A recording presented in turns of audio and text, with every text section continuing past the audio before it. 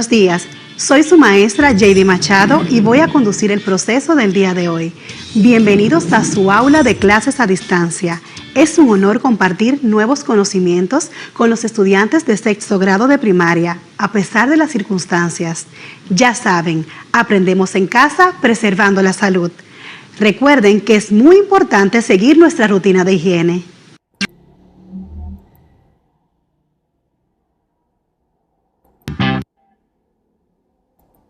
Ya estamos listos. Iniciamos nuestra labor adquiriendo o representar detalladamente por medio del lenguaje los rasgos característicos de un objeto, persona, lugar, situación o acontecimiento y que pueden variar según el tipo de función que tengan en el contexto de la comunicación, ya sean ámbitos científicos, literarios, publicitarios, analíticos, entre otros. Conocimos que el croquis es la representación gráfica de un espacio, el cual se realiza sin la necesidad de utilizar un instrumento y que su importancia radica en que nos permite ubicar los objetos con medidas aproximadas o exactas, en algunos casos, del lugar que deseamos ubicar. Comprendimos que existen diferentes tipos de croquis y estos son topográficos, panorámicos, didácticos, croquis de ideación y artísticos. Además, aprendimos que el patrimonio es el conjunto de bienes tangibles e intangibles que constituyen la herencia de un grupo humano, que refuerzan emocionalmente su sentido de comunidad con una identidad propia y que son percibidos por otros como característicos, y que el patrimonio cultural, como producto de la creatividad humana, se hereda, se transmite, se modifica y optimiza de individuo a individuo y de generación a generación. En el día de hoy vamos a continuar con un tema muy importante. ¿Recuerdas cuando aprendimos sobre el continente europeo? Europa es el cuarto continente más poblado después de Asia, África y América, con una población de 735 millones de habitantes, que equivale aproximadamente al 11% de la población mundial. Europa forma parte de lo que se conoce con el nombre del Viejo Mundo. Es un continente del hemisferio norte donde se hablan más de 50 idiomas. Entre los principales están ruso, inglés, español, portugués, alemán y francés.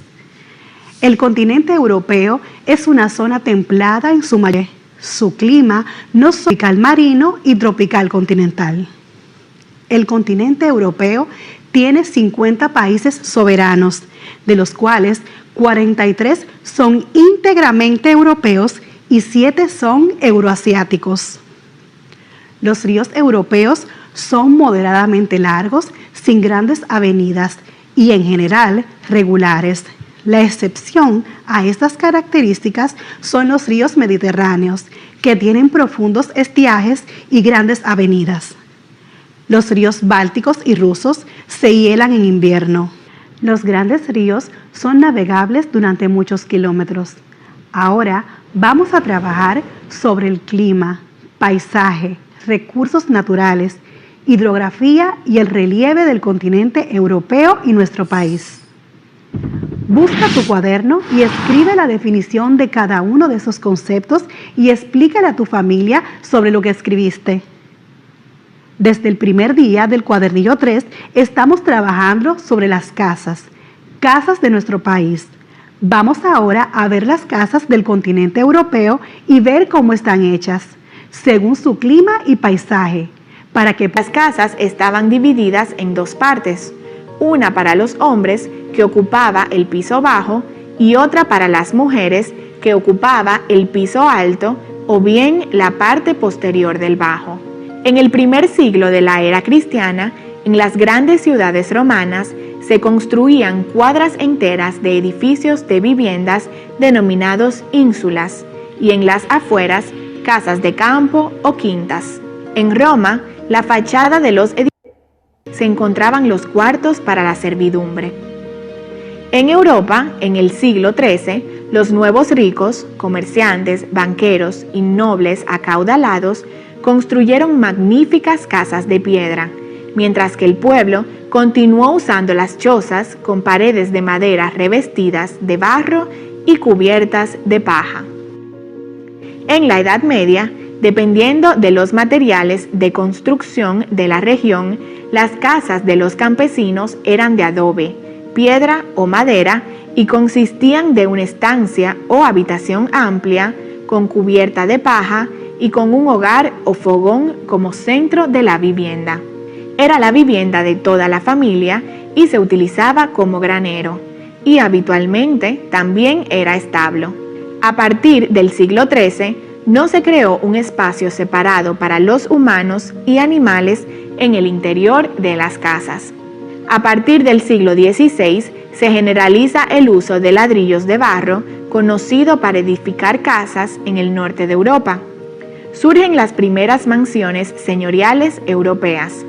En el siglo XVIII, en muchas ciudades europeas y americanas se erigen edificios de estilos elegantes para la nueva burguesía.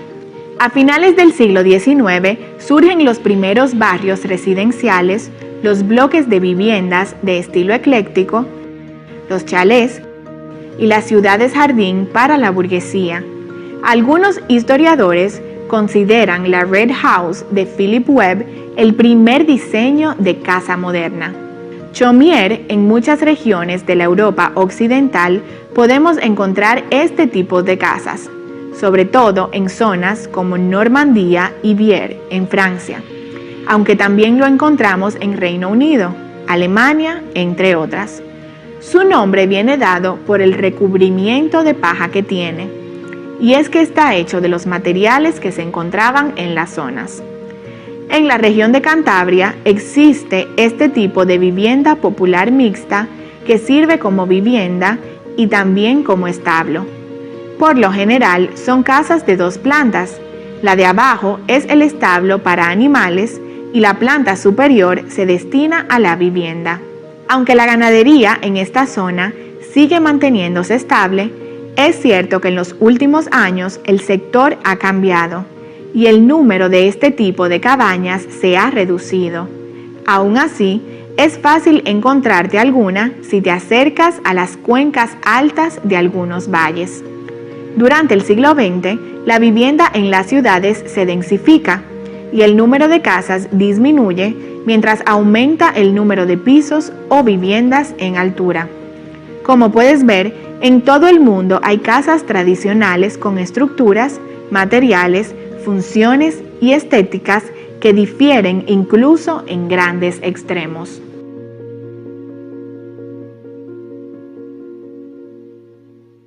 ¿Observaste cada una de las casas?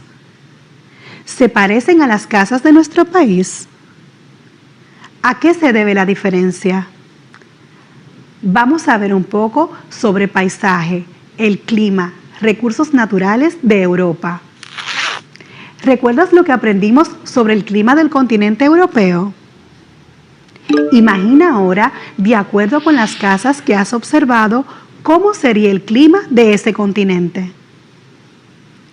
Si has conocido a alguna persona o familiar o vecino que ha visitado este continente, pregúntale, ¿cómo es el clima en este tiempo? ¿Qué ropa usan? ¿Cómo es el paisaje? En fin, todo lo que es diferente a nuestro país. Pues vamos a conocer un poco. Acompáñame.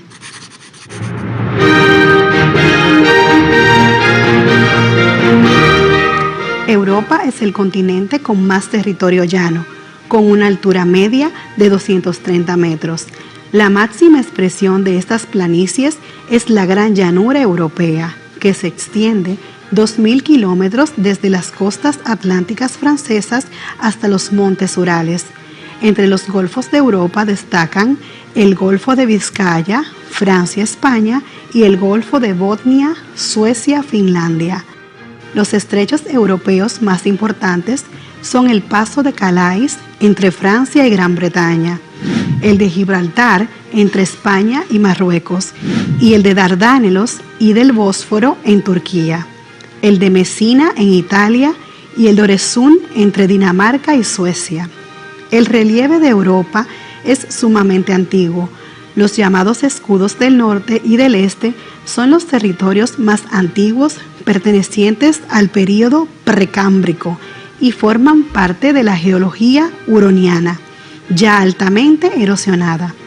Componen el relieve de Europa tres grandes conjuntos: los macizos antiguos, las cordilleras alpinas y las llanuras. Sin duda, es mayoritario lo que corresponde a la llanura. Aproximadamente 2/3 del territorio de Europa está cubierto por ellas. Se destacan entre estas la Gran Llanura Europea del Este, que se extiende desde los montes Urales en Rusia hasta el río Weser en Alemania, las llanuras atlánticas ubicadas hacia el Mar del Norte, las llanuras interiores y las llanuras litorales mediterráneas.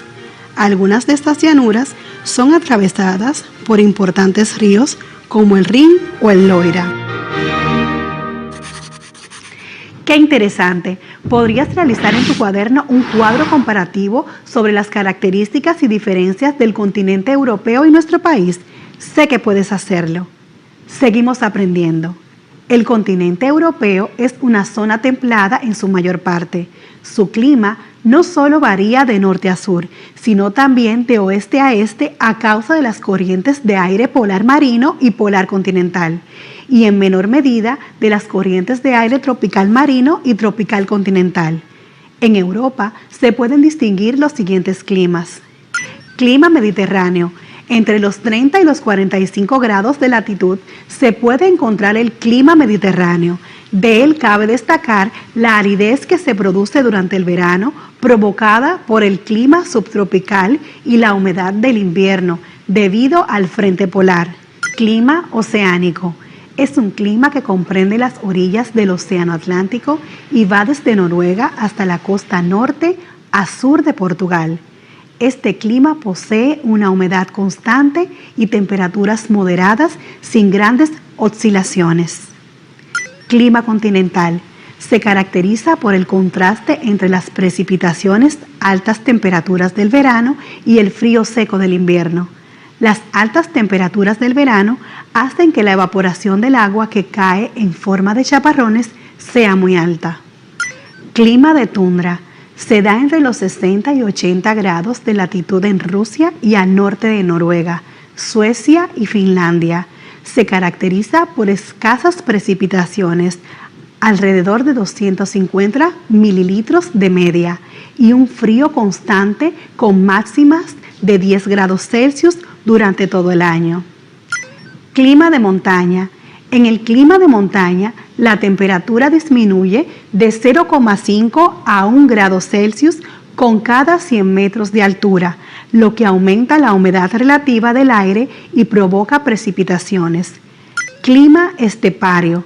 Se da en la zona oriental de Europa, desde Ucrania hasta Kazajistán, en el desierto de Rin, límite con Asia. Además del relieve, los ríos y el clima, uno de los elementos más característicos que determinan el paisaje de un lugar es su vegetación. Por la gran variedad de climas que existen en Europa, es muy sencillo diferenciar los distintos paisajes en función de su vegetación. El hecho de que crezcan unas u otras plantas se debe fundamentalmente a tres factores: la humedad, las horas de luz y la altitud a la que se encuentran las plantas. Por ejemplo, la vegetación de clima oceánico en el oeste de Europa. Hay árboles caducifolios, como robles y hayas. En la costa destaca la landa, formada por arbustos, hierbas y matorrales. Vegetación de clima mediterráneo. En el sur del continente, además de matorrales y arbustos, predominan árboles de hoja perenne como la encina, el alcornoque y el pino. Vegetación de clima de alta montaña. En los grandes sistemas montañosos donde hay mucha altitud, crecen bosques y prados. Vegetación de clima continental. En el centro y este de Europa crecen praderas y estepas.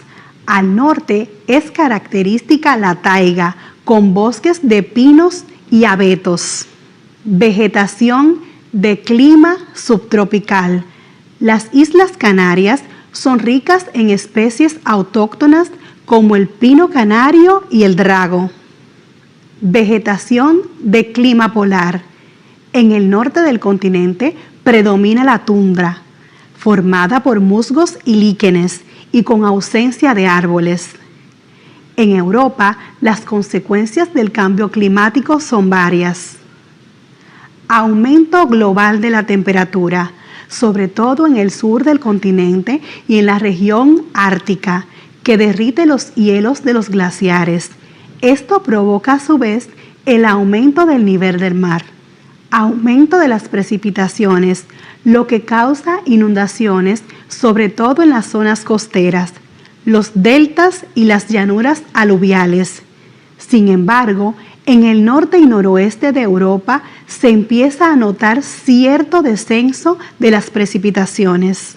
Cambios en los ecosistemas, lo que determina el desplazamiento de especies vegetales y animales hacia el norte de Europa y hacia cotas más elevadas. La gran llanura europea está cubierta de prados. Ucrania se caracteriza por la estepa, una región llana y seca de hierba corta.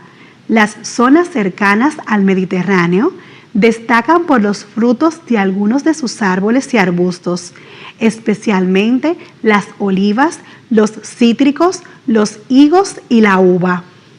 Buena parte del centro de Europa padece lluvia ácida por el alto grado de industrialización de la zona. En 2005 entró en vigor la norma europea para limitar la contaminación atmosférica. Las ciudades de más de 250.000 habitantes de la Unión Europea no deben superar los 50 microgramos de partículas por metro cúbico de aire ambiental, que debe ser el umbral máximo para 35 días al año, y el valor medio anual no debe superar los 40. La contaminación marítima también es un problema generado por el turismo. El vertido de sustancias contaminantes al mar con metales pesados como el cromo y el plomo, pesticidas, aguas fecales, fertilizantes a base de nitratos y fosfatos que favorecen la proliferación de algas, accidentes de petróleo, etc. El paisaje es aquel que se ha formado sin la intervención del hombre y está constituido solo por elementos naturales. Los elementos que identifican al paisaje natural son los siguientes: área, relieve, agua, clima, suelo, minerales, flora y fauna. El paisaje es el espacio de tierra comprendido entre ciertos límites.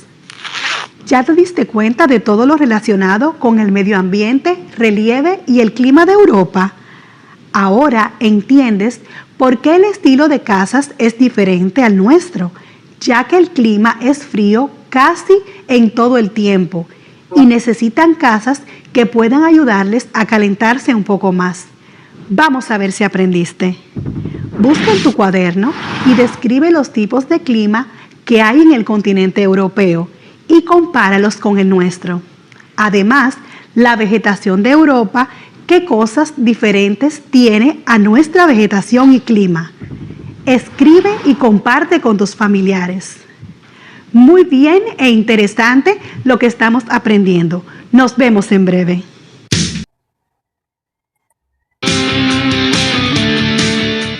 Ya estamos aquí de nuevo y estamos orgullosos de tenerlos como estudiantes en este proceso de adquirir nuevos conocimientos. Vimos en la clase anterior todo lo relacionado al clima, al relieve, el paisaje y los recursos naturales del continente europeo, además de compararlos con nuestro país. Es bueno que conozcas y veas la relación entre nuestro clima y el europeo. Hoy tenemos un tema muy interesante. Hablaremos del adjetivo. Vamos a trabajar en el día 4 la actividad 7 del cuadernillo 3. ¿Recuerdas cuando trabajamos la descripción? Dijimos, según su definición, que la descripción son textos que describen cómo es un objeto, una persona o un lugar, y que lo que se describe puede ser real o imaginario. En estos textos es muy importante el uso de los adjetivos porque son palabras que sirven para explicar las cualidades de las cosas, personas o lugares. ¿Recuerdas cuando hablamos sobre los adjetivos? Piensa qué dijimos de los adjetivos, para qué sirven y cómo lo utilizamos. Vamos a profundizar un poco más los adjetivos. Según hemos estudiado, el adjetivo es la palabra o parte de la oración que califica al sustantivo y que aporta información adicional o complementa su significado.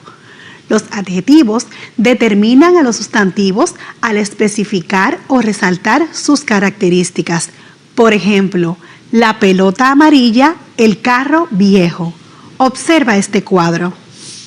Los adjetivos pueden indicar tamaño, forma, color, temperatura y sabor. Tamaño, grande, pequeño. Por ejemplo, niño grande, niño pequeño. Forma, redondo o rectangular. Mesa redonda, mesa rectangular. Color, rojo, verde o amarillo. Carro rojo, carro verde, carro amarillo.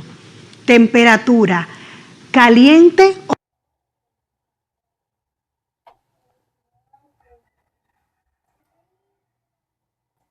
hablaremos del adjetivo. Vamos a trabajar en el día 4 la actividad 7 del cuadernillo 3. ¿Recuerdas cuando trabajamos la descripción? Dijimos, según su definición, que la descripción son textos que describen cómo es un objeto, una persona o un lugar, y que lo que se describe puede ser real o imaginario. En estos textos es muy importante el uso de los adjetivos porque son palabras que sirven para explicar las cualidades de las cosas, personas o lugares. ¿Recuerdas cuando hablamos sobre los adjetivos? Piensa qué dijimos de los adjetivos, para qué sirven y cómo lo utilizamos. Vamos a profundizar un poco más los adjetivos. Según hemos estudiado, el adjetivo es la palabra o parte de la oración que califica al sustantivo y que aporta información adicional o complementa su significado. Los adjetivos determinan a los sustantivos al especificar o resaltar sus características. Por ejemplo, la pelota amarilla, el carro viejo. Observa este cuadro. Los adjetivos pueden indicar tamaño, forma, color, temperatura y sabor. Tamaño, grande, pequeño. Por ejemplo, niño grande, niño pequeño. Forma, redondo o rectangular. Mesa redonda, mesa rectangular. Color, rojo, verde o amarillo. Carro rojo, carro verde, carro amarillo. Temperatura, caliente o frío. Chocolate caliente, helado frío. Sabor, amargo o agrio. Chocolate amargo, limón agrio. El adjetivo siempre concuerda en género y número con el nombre al que acompaña, tanto si va adelante como si va detrás. Ejemplo, vistosa flor de colores vivos. Si un adjetivo va antes de varios nombres, concuerda en género y número con el primer nombre. Si se trata de personas, el adjetivo debe ir en plural. Veamos ahora los tipos de adjetivos. Los tipos de adjetivos son los siguientes. Adjetivos calificativos son los adjetivos que indican características del sustantivo al que acompañan. Adjetivos relacionales. expresan una característica del sustantivo en relación a un grupo y que derivan normalmente de sustantivos, por ejemplo, ovino, metálico, novelístico, alimenticio, familiar, personal. Tienen algunas peculiaridades en su empleo que los distinguen de los calificativos. Por ejemplo, en despacho presidencial se relaciona el objeto sustantivo despacho con el objeto presidente, siendo presidencial el adjetivo relacional. Asimismo, en manual escolar se relaciona el objeto sustantivo manual con el objeto escuela, siendo escolar el adjetivo relacional en este caso. Adjetivos exclamativos e interrogativos. Los adjetivos interrogativos permiten hacer una pregunta acerca de la calidad, la cantidad o identidad del nombre a que se refiere. Los adjetivos exclamativos, en cambio, permiten hacer una exclamación de sorpresa, de maravilla o de asombro. Ejemplo, ¿qué es un adjetivo exclamativo en la frase «¡Qué idea!» o en la oración «¿Qué cosas me dices?». Te voy a dar algunos ejemplos de adjetivos interrogativos.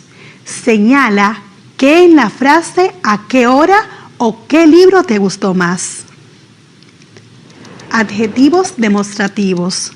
Los adjetivos demostrativos son aquellas palabras que acompañan al sustantivo para marcar la distancia que separa al hablante del objeto, lugar o persona a la cual se refiere. El adjetivo demostrativo concuerda en género y número con el sustantivo al que modifica. Ejemplos. Este mueble es el que mandé a pintar. Rueda del auto. Aquel restaurante está más lleno que este. Debe ser mejor. Estos zapatos que me compré la semana pasada son verdaderamente incómodos. Esos chicos son los que le pegaron a mi primo la vez pasada en el parque. Adjetivos posesivos. Los adjetivos posesivos son aquellos adjetivos tuya, tuyos, tuyas, suyo, suya, suyos, suyas, nuestro, nuestra, nuestros, nuestras, vuestro, vuestra, vuestros, vuestras, suyo, suya, suyos, suyas. Adjetivos numerales. Los adjetivos numerales son los que determinan una cantidad numérica en el nombre. Se dividen en 5 tipos: cardinales, ordinales, proporcionales, partitivos y distributivos. Ejemplos: 2 hojas y 3 hijos. Muy bien, ahora vamos a observar la descripción de la tarea 1. La casa está vista de frente sin perspectiva. La fachada plana presenta una puerta central y 2 pequeñas ventanas cuadradas laterales. El techo es muy inclinado, posiblemente para resguardar a sus habitantes de las abundantes lluvias o fuertes nevadas. ¿Recuerdas el croquis? Recordemos juntos. Vamos a leer de nuevo la descripción del croquis. La casa está vista de frente sin perspectiva. La fachada plana presenta una puerta central y 2 pequeñas ventanas cuadradas laterales. El techo es muy inclinado, posiblemente para resguardar a sus habitantes de las abundantes lluvias o fuertes nevadas. Ahora vamos a buscar los adjetivos. Cuando los encuentres, escríbelos en tu cuaderno y forma oraciones con cada uno de ellos. Vamos a describir las siguientes casas. Pon en práctica lo que hemos estudiado hasta ahora sobre el relieve, el paisaje, el medio ambiente, en fin, todo lo que aprendiste del continente europeo. Busca tu cuaderno y vamos a realizar la siguiente actividad y luego te invito a que la compartas con tus familiares. Describe con tus propias palabras estas casas y coloca los adjetivos correspondientes. Ten en cuenta la ubicación, el relieve, paisaje y la vegetación. Voy a ayudarte a describir la primera casa. La primera casa, según podemos ver, está ubicada en una montaña, rodeada de nieve por todos lados. Según observo, es muy grande y bonita. Está ubicada alrededor de montañas. En el clima de montaña existe una temperatura que disminuye de 0,5 a 1 grado Celsius por cada 100 metros de altura, lo que aumenta la humedad relativa del aire y provoca precipitaciones. En la vegetación del clima de montaña predominan los bosques y los prados. Al tener un clima con una temperatura baja, en ocasiones cae mucha nieve, como está sucediendo actualmente en Europa. Es una casa hecha de ladrillos con una fachada. Además, según la fachada, hay varias casas. Tienen unos ventanales muy grandes. Cuando estudiamos sobre las casas, aprendiste que los ventanales grandes pueden ayudar a las personas a mantener una temperatura agradable. Ahora, describe la segunda casa y compara cada casa. Al finalizar, escribe en tu cuaderno en cuál de las dos te gustaría vivir.